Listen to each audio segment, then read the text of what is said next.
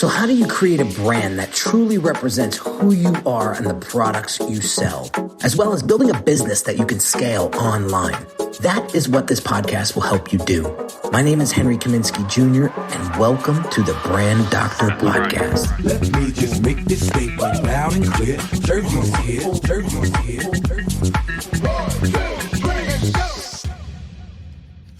What is shaking, everybody?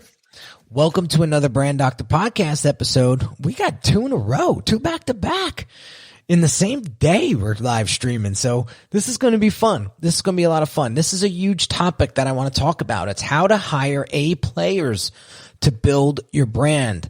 And I have an amazing gentleman with us today by the name of Eric Reed. What is going on, my man? Hey, thanks for having me, Henry. I love the way that your show flows, and I'm excited to get on here and talk to you a little bit. Dude, when I read your bio and I dug in a little bit, I was like, I cannot wait for this episode. People need to hear this. Awesome. Yeah, I love to talk about it, so hopefully it's a good fit. I mean, hopefully it has some energy behind it. Oh, it will. Believe me when I tell you. So, like every show, I want to take a couple of minutes and have you introduce yourself and let everybody know how you got to where you're at and really establish your credibility and expertise here, and then we'll get into the deep stuff. Okay, great. So what I've done throughout my career is I've rebuilt sales and marketing teams. I started actually about 20 some years ago in the alternative industry, Village Voice, Detroit Metro Times, these publications that come out. Every city has them. They're digital now, but they were print converting to digital in the alternative space. And basically those organizations needed to compete with the USA Today networks, the large media companies. And so, I got in there because I like live music. I love events. I love art. I love culture. And hey, I love to talk sales and marketing and work with people who are hungry to learn. And so that was just a great environment. And so, I did that for a company called Nuvo in Indianapolis. I jumped on with a company called Time Shamrock that owned 4 or 5 of these alternatives throughout the country. And then I got the opportunity, being from Detroit, that I was, would love to have gotten, which was getting on with the Detroit Metro Times, which was part of that Time Shamrock. And so I kind of, built out non-traditional revenue, built out sales teams with, people who maybe didn't know how good of a salesperson they were, but helped them get there, and then took these marketing departments and kind of built the go-to-market strategy to be competitive in these spaces so we could be taken seriously with our audiences for real estate, the more typical business that went to your dailies and not so much to your weeklies. And that was just really exciting. And I got a reputation of coming in and being able to fix things. And just the secret to everybody, if people tell you they know exactly how to fix things, there is no magic recipe. You just got to have the right attitude. You got to buy into the culture. You got to create a culture. But there's no magic recipe outside of just being willing to try some things and understand the general rules of what you're trying to build. And then after that, I actually got involved in some startups on the tech side, again, through connections and contacts with some hedge fund companies that were investing in a lot of different startups. I kind of was asked to come in at that point to build, sales departments, build call centers, just do the kind of things that would build a culture in a marketing and sales universe. And so, for me, that has served me well, where I could then go out on my own later in life, bringing us up to where we're here, where I could work with clients who are in that right now. What's going on? There's a lot of fractional marketing going on. So I'm kind of finding my expertise is being able to help companies they're not failing. If you're failing, you don't need me. You maybe have some other things you have to deal with. Companies that I like to work with are ones that are at this crossing point. Maybe they're just kind of plateaued. They like what's going on, but how do we get to the next level? And so I come in and work with them. Maybe they're not ready to hire a marketing director, a marketing manager, a sales director, a VP. And so I work with the CEOs and the executive team to kind of fractionally lead them until they're ready, and we bring somebody in to take that position. Nice. So you know a thing or two about hiring the right people, putting them in the right spots, and creating the right culture to excel the brand. I think so. I mean, I've always got a lot to learn. We all do. But sure. What I do, I think works as long as you understand what, the circle has to fit in the circle. They have to create the culture first. But then, there's things you look for. All right. So we're going to get into creating that culture and finding those A players right after this quick little message. If you're a business owner who feels your branding isn't truly representing the value that you deliver, check out this free video training that will help you level up your brand's messaging and online presence so that you can start attracting higher quality clients. Visit www.uniquedesigns with a Z at the end, not an S, .net/level up my branding.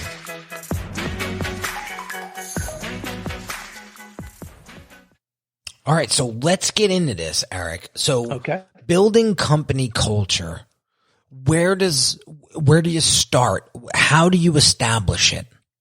Well, it's a great question because the word culture, if you say, hey, what's your company culture like? Somebody will say, oh, we can wear jeans on Friday and I can be like 10 minutes late, or I can work from home because I'm doing daycare, or whatever the situation is. That's not culture. That's just being a human in today's world. You know what I mean? So the culture is not those little things. The culture is actually, it starts with the executive team. And I'll use to answer that question, let's stay focused on about a 250 down to 50 person employee company. So more on your small to mid-size.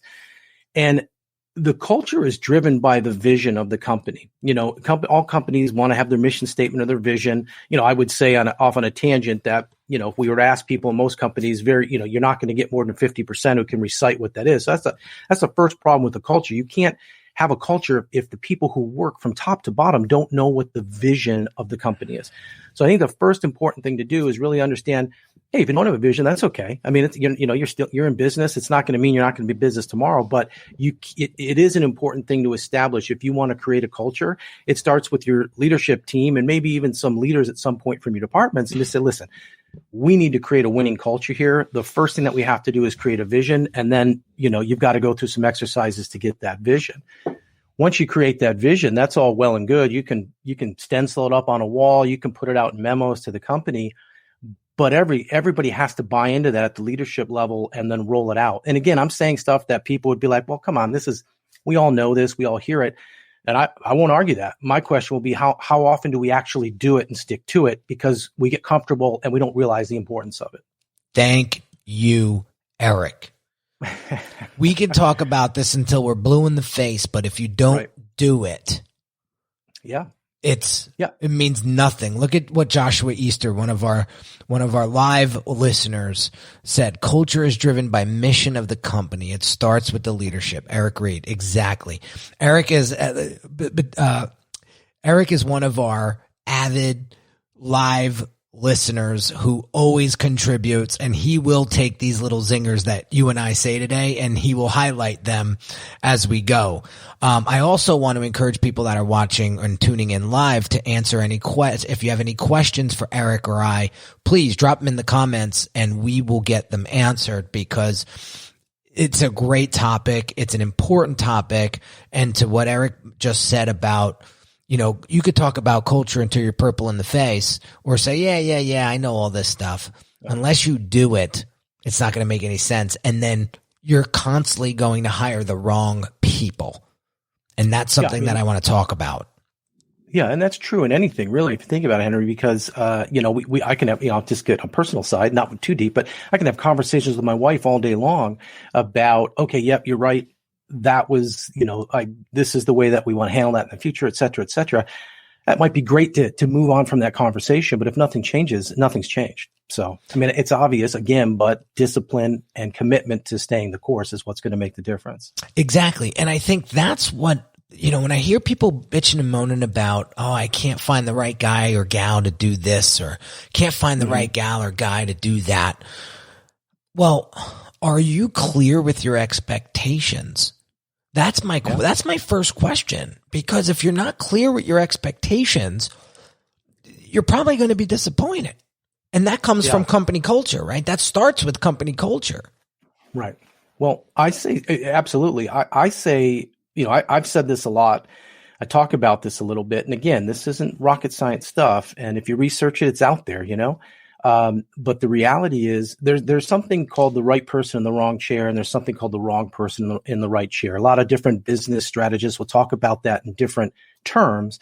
But at the end of the day, it means the right person is the wrong chair. Is they're a cultural fit. They're right for the company. They're exactly the kind of person that's going to, work with you and hold the line and dig in and they see the vision, but you've got them in the wrong chair. So they might be not doing good at the job. So that they don't need to be fired. There's a disservice going on because it's not a right fit for the job. The other thing is you got the right person in the wrong chair, the wrong person in the right chair. And that is, it's the right job that you need to fill, but you've got somebody who's not a cultural fit. They might be crushing it, absolutely killing it on the number, but they're a cultural problem, and that's going to erode the rest of the team. And so some of this challenge of getting the right person is slowing down and realizing, boy, this person could probably get my numbers right back on track in the next 30 days. But I challenge you to look a little bit deeper down the road than that, because it's going to be a problem. And that's kind of where I kind of rest with culture is I don't ask people to sell me that they can do the job in an interview. I don't care about that because if you're going to tell me you can anyway, and we won't know until, the rubber hits the pavement. I want to know that you're a cultural fit, because if you're not a cultural fit, this interview's over. Right. There's no point for me to go forward. Even if you come with the highest credentials of sales and closing and whatever I'm looking for, I'm going to have some real problems if you don't fit our culture. And that's why it's important to come all the way down, because you can't hire a sustainable A team if you're not clear on getting the right you're not clear on getting the people who fit the culture. Amazing. My question next is, for us entrepreneurs that are hiring A players that want to find somebody that can connect to our culture or align with it, are there any pointed questions that we could use to when we're in the process of hiring somebody, whether it be a service-based business or vendor or a team player that's going to come on board more in-house, if you will. Is there any questions that we can use to find that out? Well, I think the answer is yes, but the answer is also a very cautious. It's a cautious yes, because once you start diving into culture and start talking about expectations and different things like that, they're very important. There's some certain, you got to be careful when you get into the interview process, because you can't, it needs to be a legitimate, good interview that doesn't cross any lines. Right. And so for me, with the cult, there's really, I can't say, hey, would you mind working till 10 o'clock let me answer that by first flipping this on its head real quick. The reciprocal of this is somebody who wants, and this is a cultural question too, if you're interviewing for a job, and we'll be able to answer your question by understanding this. I always believe that you need to ask, who's the best employer? Who's the example of what an employee in this position should look like? What does that look like? And what's their name? And then tell me why, because I want to hear what that company or what that person feels is the A player they're looking for. Because if they describe somebody that's not me, no matter how bad I want that job, that's a problem. And so I know from my chair, I'm not going to fit their culture. And so to flip that back to your question, it's not so much about asking specific questions. We're coached so much to stop talking and listen. And this is going to be against the grain here. I say talk more and not listen less, but you do more of the talking in the interview. I don't need to hear a life story of how you got to where you're at. I'm intelligent enough to read your resume, fill me in on some gaps if I have some questions. What I really want to do is I want to be talking about what a day in the life looks like in my company. I want to be talking about the person that I'm looking for. And as I'm doing that, I'm trying to pick up on some of the nonverbal cues, get their opinion on what I'm talking about.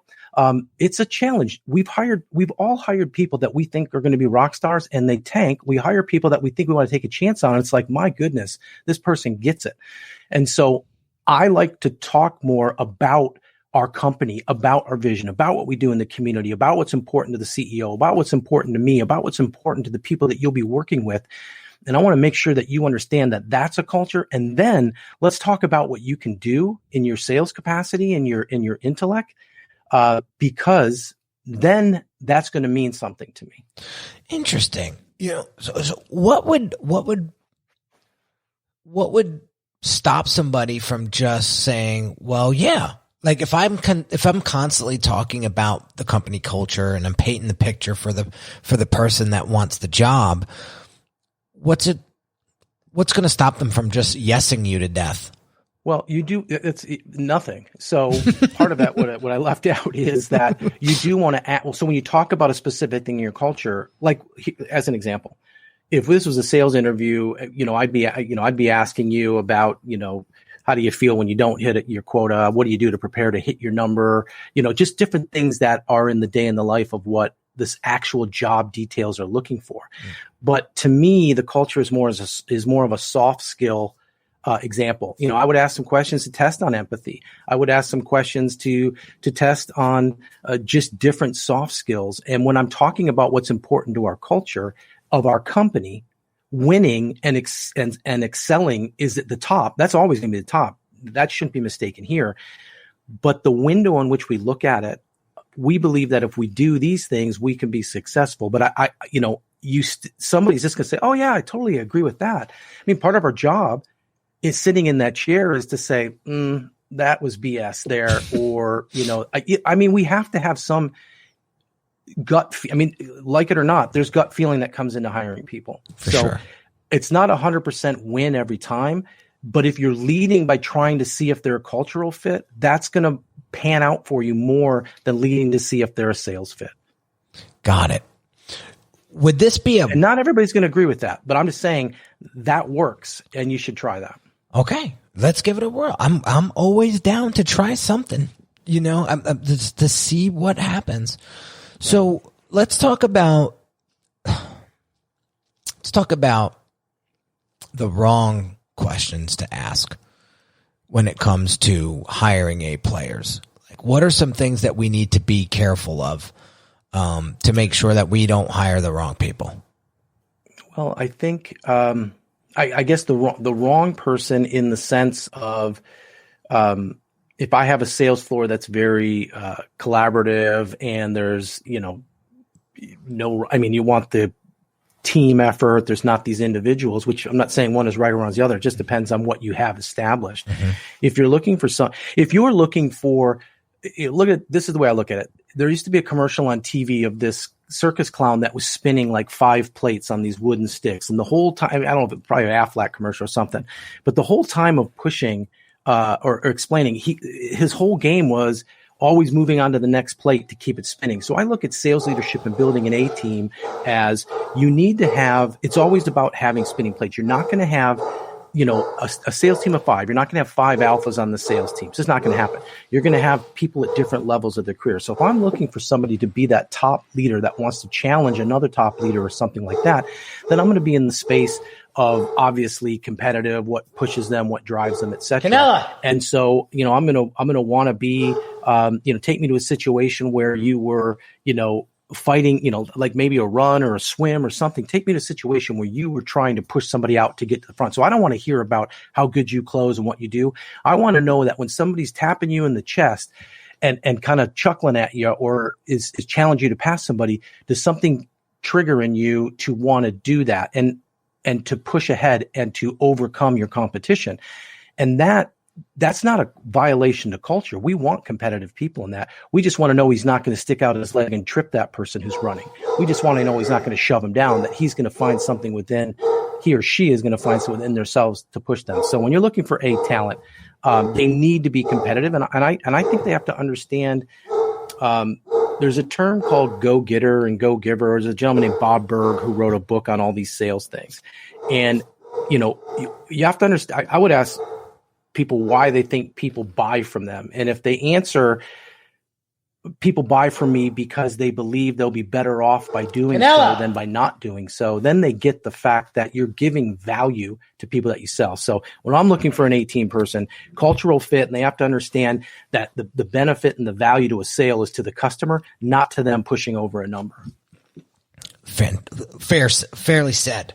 Now, let's look at somebody that's hiring a service-based business to come in and deliver something of high ticket, right? So they're going to invest $25, $30, $40, $50 plus $1,000, and they want to make sure that this is the A player that they say they are, right? What should somebody be doing to make sure that when they invest that kind of money, they're picking the right person? So I'm looking at a complex sale process. Your ask is, not $5,000 for the month. I mean, this is like a data center, migration. This is some kind of $500,000. I mean, this is a big ticket item. Yeah, it doesn't have to be $500K. I mean, like I mentioned, because I want people to get a better understanding of paying for something high ticket.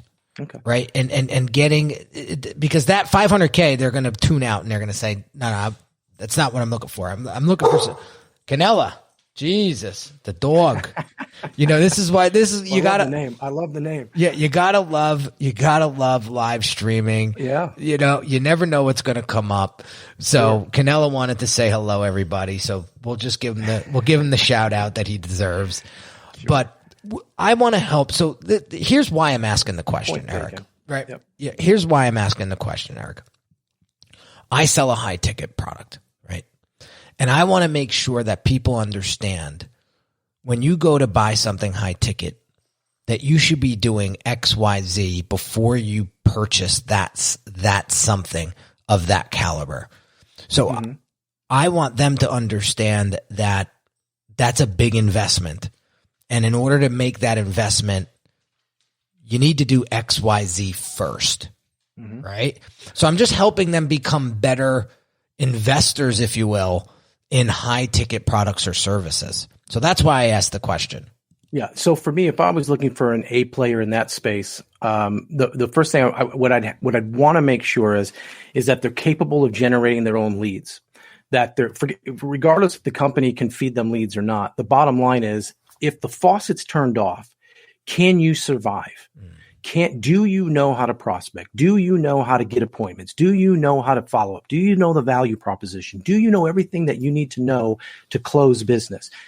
That's the first thing that every A player knows how to do. Now, the second thing is, do you know how to do that in my space? So if it's a really, space that's really targeted and requires years of skill sets, then that A player is going to have a book of business of people that he's earned a right to say, hey, Henry, this is what I'm doing now. I'd love to talk to you about it. So you got this book of business that you can go sit down. You know how to generate your own business. You got a book of business. Those are two high level things. So when I'm looking for an A player, I want to get those two capabilities there.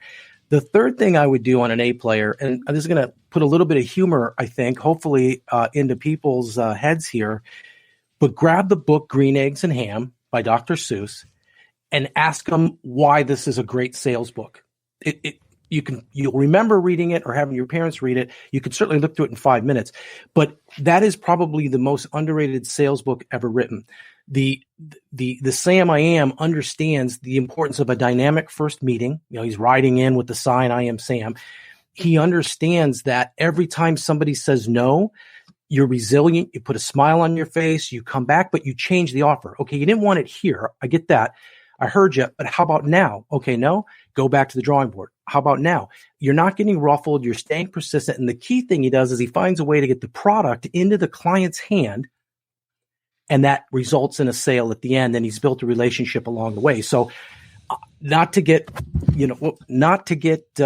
children bookish here, but I'm telling you, anybody who understands sales and how to be successful will see all the sales messages screaming out of Green Eggs and Ham.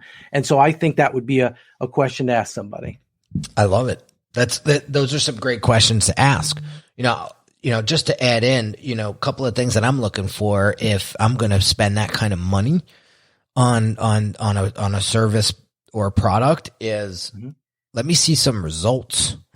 Oh, for sure. Right. Yeah. I left that out, but yeah, isn't that important? Right. Let me see some of the work that you've established and the results that you've gotten for other people. I don't necessarily care if it's in the same industry as me, because if you're in the same industry as me, or you're very specific to my industry, I'm nervous that you've done for me what you've done for everybody else in the industry. So I don't necessarily, I actually look at it as a good thing sometimes to hire somebody that's outside of the industry that I'm looking to hire, because they'll give me an outside perspective and they'll give me a different angle that somebody that's specialized in my industry may give me. So just looking at it both ways. Now, of course, credibility and authority and the results that you've gotten for other people, but you got to make sure, I think, to your point before, is that person's personality or is that company's personality or culture gonna jive with mine? Right. I think that's huge, right? I think so too. Yeah. I think so too, because when it comes down to, when we talk about culture, listen, I'll put myself in the startup I was in about 8 years ago. You need 5 sales reps. You can't spend, let's be realistic. Okay. I mean, it's great. I'm talking culture. I'm talking all this stuff. I mean, there's the way we want to do it on paper. There's a textbook way to do it. And then sometimes there's the real world that you have to do while you're getting along to that point. And while you're practicing and keeping all that stuff in mind. But if you need to fill 5 people, you're launching a new sales division, you need feet on the street, you need some marketing pressure, you need some sales pressure, then the cultural fit is going to better serve you than somebody who says, I can come in there and crush it, because, everybody thinks they crushed it, but everybody's leaving a job that they were at. So what gives there, if they're coming to you by finding you? But the reality is, if you have the core skills to sell and you understand what our culture is and you are hungry and you want to contribute, and that's another reason I like talking about the culture, because I like to know if they, if they see it, if I see it in their eyes that they believe it. But if you believe all those things, maybe it's the arrogant side in all of us. I think we can make people and help people sell what we're selling if they've got the core values. So, I mean, I would look for people who have a few of those traits if I needed to grab 5. And I'm fully aware that of those 5, if I'm lucky, 3 are going to stick and maybe 2 I'm going to have to find another job for in the company or even replace. But, you got to start, and you got to be consistent and make a decision that you're not going to waver. This is the way I'm going to interview my people when I'm looking for people. Love it. Joshua Easter says, Eric Reed, Green Eggs and Ham. Why is this the great sales book most Why is this a great sales book, most underrated sales book? That's awesome. That's awesome. And then he also said, I will only hire somebody to work directly for me if I would work for that person, Mark Zuckerberg. That's a great observation. What I think that came from Mark is that, was he quoting? Yeah, he was quoting Mark. Yeah, Zuckerberg. Yeah. Yeah, I don't know him as Mark. I don't mean to throw that out there like that, but yeah, listen. This is one of I just throw this out there because I like, listen, I give advice, but anybody can give advice from experience. Mm-hmm. The thing is that the difference is, it's not like everything works for everybody. The point is that you have to try things, and there's no magic bullet to being let's take us, not to offend sales leaders, but there's no magic bullet. You got to be consistent in what you do. Something works different for every different type of, you as a leader with the people that you hire. So the last thing, just by virtue of that statement is, and I think this goes to what Joshua just sent out there, is if you don't, work for them work for you, even equally as important, if you don't know who you are, you can't hire people to work for you. Amen to that. So, when you're hiring A players, you got to make sure that they're going to jive with your culture, mm-hmm. that you have your culture established, and that you're actually walking the walk and talking the talk. Because you could say mm-hmm. one thing and do something else, and your team and the people that you work for, or that are working for you, are going to see right through that. Right? Absolutely. And that's where the distrust is going to come in, right? Yeah. So one caution, Henry, I don't know how we are in time, but one mm-hmm. caution I wanted to put out is I see this a lot, and to be very transparent, early in my career, I learned this because it was a mistake that I made. I brought in somebody who was just a rock star, and they sold like crazy, but I knew in that interview that they're going to have some management challenges, and I've already got this existing culture. And so it's easy to get blinded by that quick dollar. And then we get focused on managing that person, and we forget about the rest of the team that we had there. And so the other danger with bringing in somebody who's not a good fit isn't so much managing them, but there's other people who are watching the way that you manage this person. And so that's just something to keep in the back of your head. If you're going to take a chance on somebody who's a great sales rep, you want that A player, you think they're close to a cultural fit, you think they could be a cultural fit, you need to watch the rest of your team for the first 60 to 90 days, because you're going to pick up on a lot from them. And doesn't mean you have to respond to it, but you need to be aware of what's going on in your universe. Yeah, I agree 1,000%. right? I agree 1,000%. I think one of the other things that I would do if I'm hiring an A player is I'm checking out their social media. Oh yeah. I'm checking out their social media. And I mean, people do this all the time, but like, I want to see how they interact on Facebook. I want to see what kind of content's out there. If I Google their name, what's going to show up? Right. We had this Clubhouse conversation the other day about this. Like, what if you're so exclusive that nothing shows up on Instagram or nothing shows up on Google? Does that work in your favor or against your favor? Well, for me, if I don't find anything about you, I'm scratching my head going, well, then how good are you? Why aren't you, what are you, the best kept secret? I don't know if that's necessarily a good play, right? But definitely look at their social media and see how they communicate with other people. Look at their work, see if it jives with you. What kind of physical feeling does it give you? What kind of emotional feeling does it give you? You're like you said before, Eric, your gut's going to tell you, your intuition is going to say something. Yeah. And I wouldn't necessarily ignore that. So right. You have to make a decision on it, but you need to put it into the mix. And if you're looking for referrals for A players, which you will do, I mean, yeah, it's great to get a previous manager, but I don't really need that. I mean, maybe one or two things that I'd ask on ethics. I want to talk to four. I mean, if I'm going A player, serious money, serious back end package, if you execute, man, you can't even be considered for that unless you got minimum of 5, hopefully 10 people that when I get them on the phone, you're going to tell me that guy's going to set sales records for you and he's going to do it with integrity. Right. Right. Show me some references. And then one crazy thing I've never done, but a client of mine has done is they've had existing clients. They've had the prospects reach out to existing clients and just give them a sales pitch. Ah, interesting. So interesting.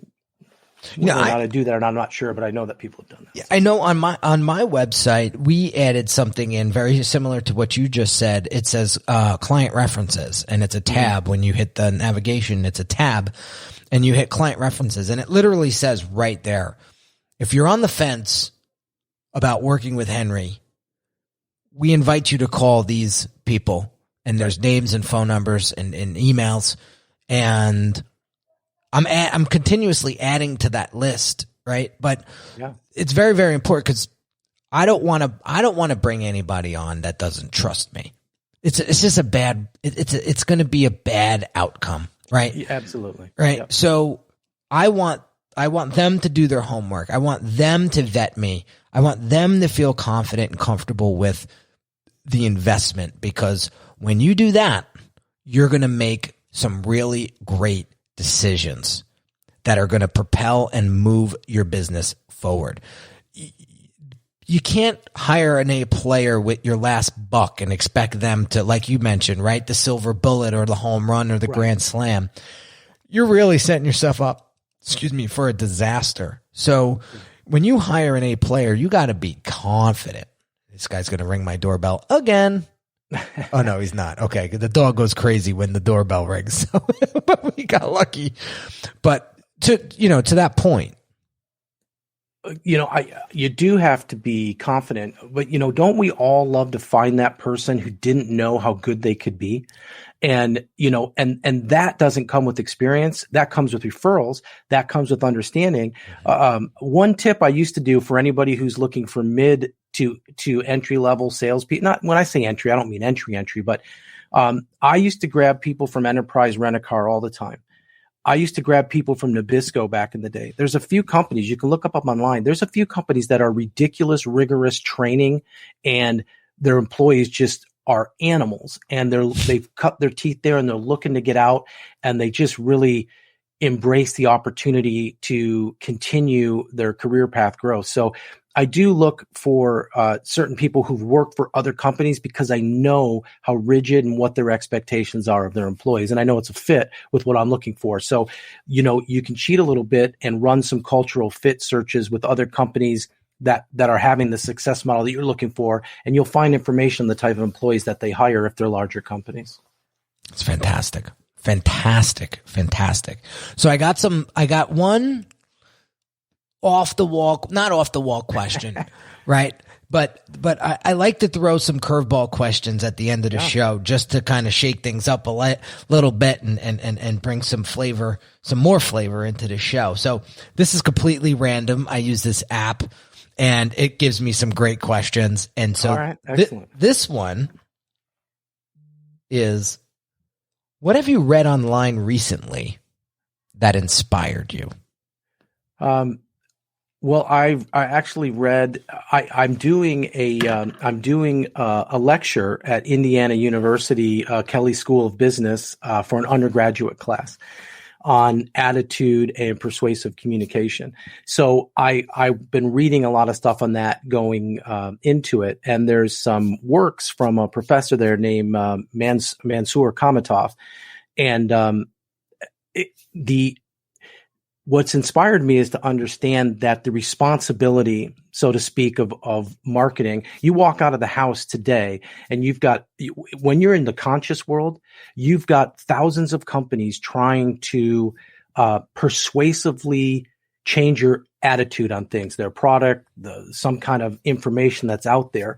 And so what's inspired me is to realize that, intended or not intended, everything we say, everything we put out there, everything that we do has an impact on people's attitudes. And so I think I'm just realizing that, I'm not a journalist that's read by millions of people. They would take it a little bit more seriously, but the people I touch in my daily life, I want to make sure that I understand that information I put out, there's a responsibility to what it is that I'm putting out. That's beautiful. That is beautiful. So Eric, where can people learn more about you and get into your world, and so that they could explore potential business opportunities or whatever? So, two ways. I mean, obviously, I'm on LinkedIn. My daughter is launching an Instagram, and she wants to get me on TikTok. So soon I'll be able to say that. But so I have a podcast. If I can just mention that real quick. It's called Take 5, the Rethink Marketing Podcast. A partner and I have been doing it for going on a year. We're approaching about 75 episodes. We get some really awesome guests on it. And him and I have a banter a couple times a month too, of just a 10-minute quick hit on a marketing thing. It's just a kind of cool podcast. So if you're interested in sales and marketing, it's just something else to maybe check out in addition to all the cool stuff you do, Henry. And then, and that's just the podcast. That's just information. That's just, I like to coach. I like to teach. I like to be in the now of the conversation. That's what that's all about. I also run a business called Read 5 Group, which is where we do fractional marketing. I work with companies that, as I mentioned, are kind of in that crossroads of, man, do I need to hire a $150,000 marketing director, or can I get like high quality services for like 20 hours a month to help me get where I want to be? And then eventually we'll be in a position to hire that. I do that on the sales and marketing side. And that's simply read5group.com. That's read, REED 5 group, the number 5.com. So read5group.com. Those are the two ways, in LinkedIn really, and Twitter. You'll find me there. Awesome. I should clarify that Instagram's for the podcast, not for me. I'm not a self-indulgent Instagrammer. My daughter helps me there with try to get people to engage with the podcast. I love it. Eric, I'm excited to come on your show. We got that booked. I'm excited We're excited to have you. Yeah, I'm going to make sure that my community sees and gets access to that as soon as it publishes. So really pumped for that. And Eric, what a great conversation today. I mean, despite my dog going crazy and in the background and by me. Oh man, what a great conversation. And guys, I hope that you get the point that we're trying to communicate with you today when it comes to hiring A players to build your brand. Like, I just want you to become more conscious. I want you to become more educated. And I want you to become more savvy investors of people and resources. And that's why I have Eric here today, because to get to 6 figures is one skill set. To get to 7 figures, it's another skill set. And that skill set involves a lot of human resource. Okay. And in order to do that, you have to know who to hire and who not to hire. So I want to make sure that you guys have a better understanding of how to spotlight an A player and how one may be positioning himself as an A player or herself as an A player and really isn't. So make sure that you take into consideration what we spoke about. We got one more question here, guys. I think we got a live question from YouTube, and I want to highlight it before we go. I got 5 minutes, so we got to make this sharp, right? So, guys, what are the most important things to you when you're looking for a certain agency or brand to do a job? Let's say you need an app for your business. What are the key arguments? Well, for me, and I've done this as a marketing director in my career. Most agencies now are pretty niche. So if everybody's probably getting hit with somebody who wants to come and design a website for them, maybe they can do their paid search, etc. There's certain things that aren't unique to the business other than their value of understanding the different levels that you can do a Google AdWords search. So really their acumen on the whole digital space. But in the idea of an app or something, for me, I've selected agencies in the past to do the work for me. I'll go to a liquor distributor example. I want to be at the top of your list of people you're giving attention to. I don't want to be a tier 3. And so I usually look, if I'm a small business, I usually look for more niche agency who's really going to, who I'm going to be a top client for them, or at least treat me like one. That's the number one thing for me. That's how I approach it. I'm going to bring up the question again. So guys, what are your most important things to you when you're looking to hire a certain agency or brand to do a job? Let's say you need an app for your business. All right. So what I'm looking for is demonstration of expertise. I want to be able to go to a website or an Instagram account or something, and I want to see your work. However, your work isn't enough. Your work isn't enough. I actually want to see you as the agency owner present. I want to see you on camera, or I want to hear you on a podcast, and I want to get a better understanding of who you are as a human being. Because you can, like we talked about before, Eric, you can be the best app developer in the world, but if you're a J.O., and in New Jersey, we call it a jerk off. Yeah. I'm not hiring you. Right. Okay. So and excuse my language, but I think I say that with intention.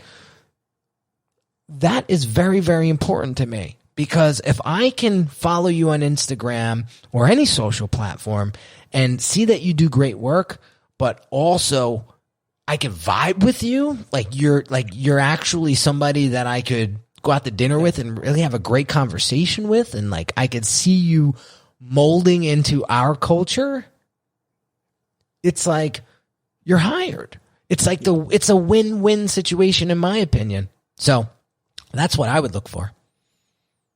Great question. I couldn't let it go. That was a good question. Yeah. I think turn times are important too, Henry. I've struggled with an agency that everything was good, and then turn times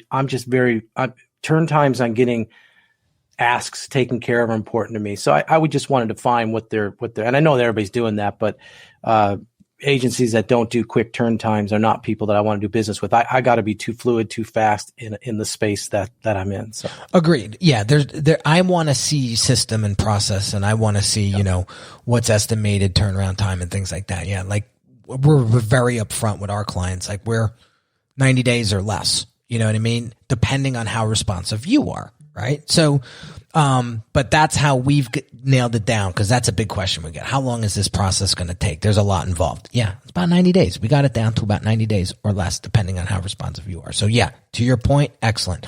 But yeah, UX Patrick, I am looking for that personal connection, because I know that if I can vibe with that person and I can connect with that person on a personal level, and on top of it, they do great work, that's going to be a phenomenal project, and it's going to be a lot of fun. And I know when you put fun into the mix, the work always comes out better. It always comes out better. So I am always qualifying, I'm always qualifying my clients on the other end to make sure that I could vibe with them just as much as they can vibe with me. So, Eric, I got to run because I got another interview to jump on. But man, thank you so much. Make sure that you guys really enjoyed it. Thank you. Make sure you guys check out Eric and all of it. We'll have all the show notes and stuff all linked up. So, have an amazing day, guys, and we will catch you on the next episode real soon. Take care. Hey everyone, this is Henry Kaminsky Jr. again, and really quick, I want to invite you to a one-on-one consult with me right now if you're looking for the clarity and focus you need to build your brand. Over the past 13 years, I've served hundreds of entrepreneurs that have great products but struggled tremendously with articulating its value to their ideal customers. You didn't get into business to just change a few lives, did you? Your ideal clients need you. And when your brand has precision-crafted messaging coupled with beautifully thoughtful design that sounds, looks, and feels like you, they'll know you're the perfect match for them. If this is something you're struggling with, what I want you to do right now is pause this audio and go visit www.uniquedesigns with a Z at the end, not an S, .net, and book your one-on-one consult call with me. Remember, the quality of your brand will determine the quality of your clients, and the quality of your clients will determine the quality of your life.